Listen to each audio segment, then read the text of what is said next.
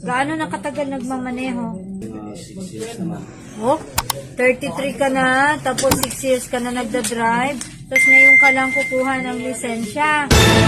Ay, ang galing-galing. Hindi ma-experiment ako dati yung na-expert na ko lang. Pwede gamitin magmaneho pag may kasama kang lisensyadong driver. Yung sinasabi nila na professional lang ang kasama, hindi ha, hindi totoo yan. Kahit na non-pro or pro, basta lisensyadong driver ang kasama mo. Always mo lang hilahin yung kapitbahay mo sa masamahan ka niya.